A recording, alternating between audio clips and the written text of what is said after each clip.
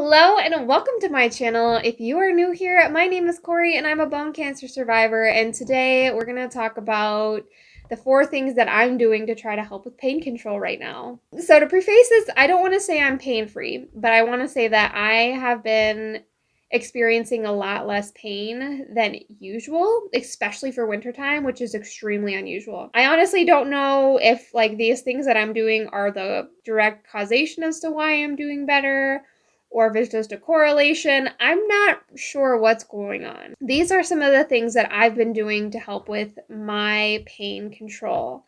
Now, if you're somebody who has maybe a knee replacement, or you have a total joint replacement like I do with the Biomet compression implant, and you're a bone cancer survivor, a lot of us experience chronic pain, especially around the joint. What I have been doing this winter are these 4 main things. The first thing is I have been wearing warm pants. Not just only wearing warm pants, but I have not been letting my leg get cold. Now, keeping my leg warm is helping a lot. By the way, this is just a disclaimer. I'm not a doctor. I'm just somebody sharing my experience. For me, when I experience a lot of cold, my pain gets significantly worse. So one of the things I promised myself this winter was I was not, if it's in my power, going to let my leg get cold. So that means wearing big, giant, fluffy sweatpants, wearing sweatpants and, snow pants when I go outside.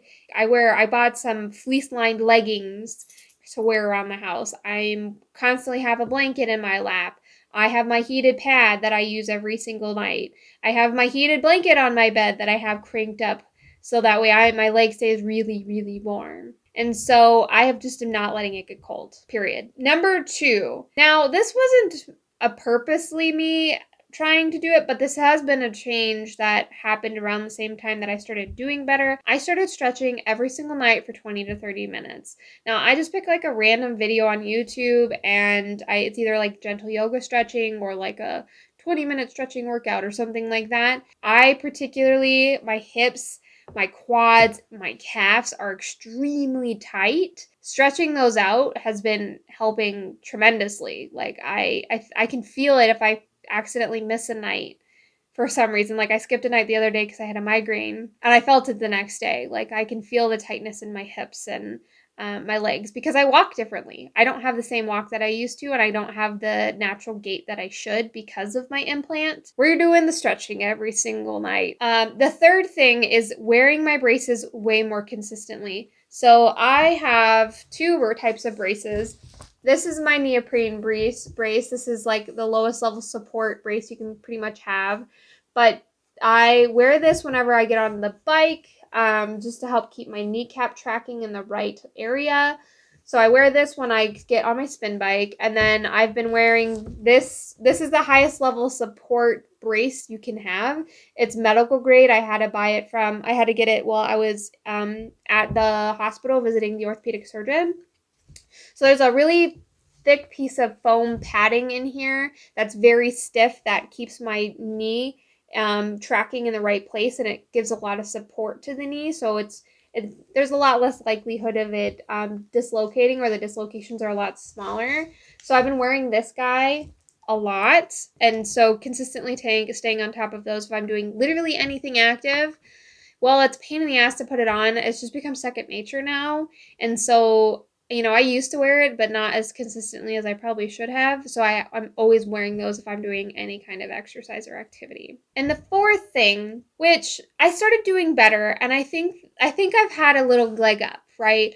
I had, I think, a window, I guess I would call it a window of opportunity, where my pain was less than usual. I was able to start consistently exercising every day. That has been one, really great for my mental health, because exercising, I need exercise in my life.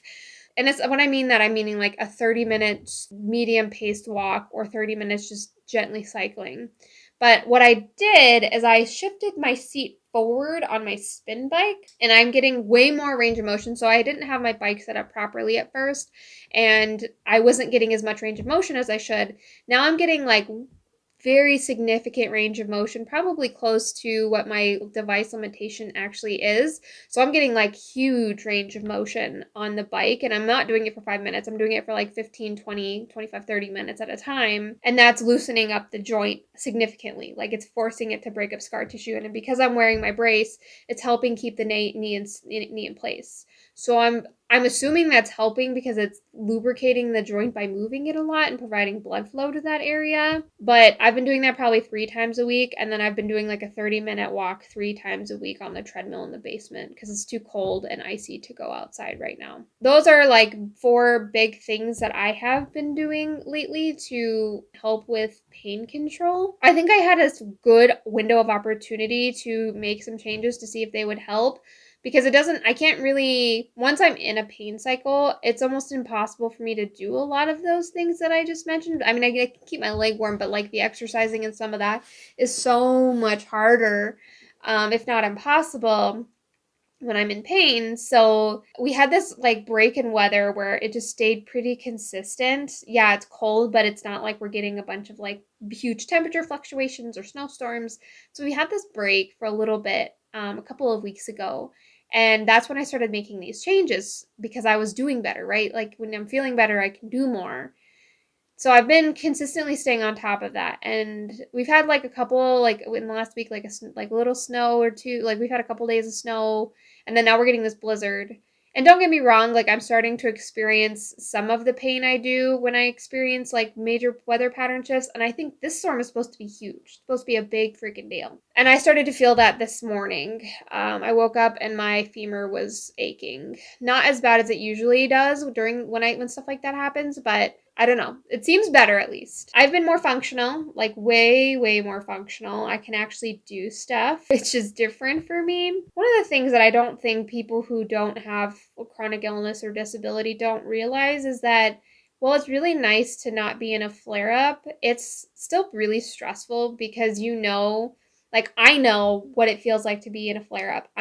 Sorry, I keep playing with like, I have a bunch of yarn everywhere. Like, I'm working on a bunch of yarn projects around me right now, and I have so much scraps of yarn. I need to clean up my desk. It's a mess. But getting sidetracked. If you're somebody who has chronic illness or disability and you're having a break between flare ups, it's almost stressful because you're worried about the pain or the symptoms that you're experiencing to come back. And don't sit here and tell me in my comments, well, Corey, you need to be more optimistic and it's not going to come back. Well, I literally don't have that luxury. For people who have autoimmune diseases, for people who have permanent disabilities, like having half their femur sawed out of their body and replaced with a metal implant, that's never going away.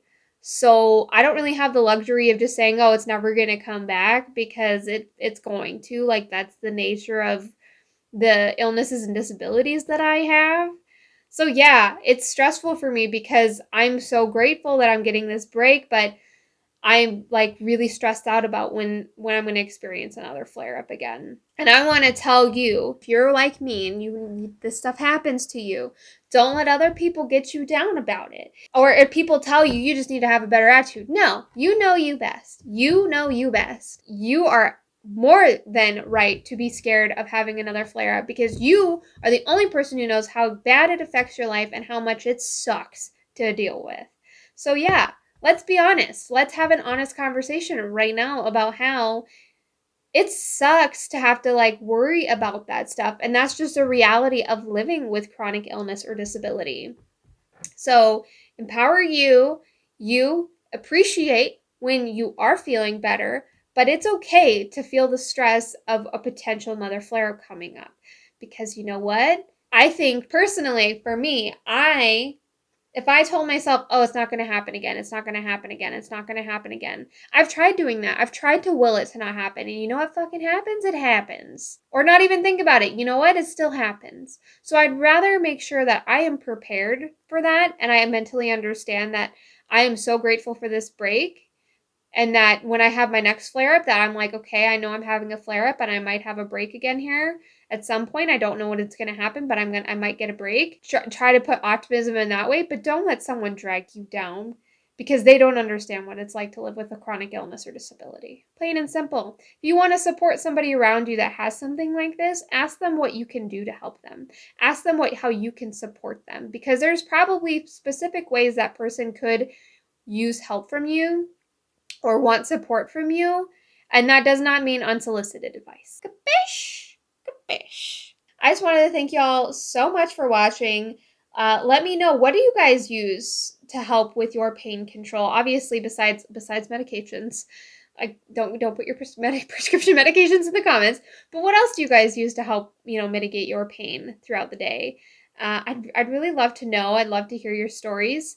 But I want to thank you so much for watching. Until next time, I hope you take care. Bye. Living life, every day, late at night, not okay. All I want, and I pray, all I need are some better days. Fuck me, I'm looking in the mirror,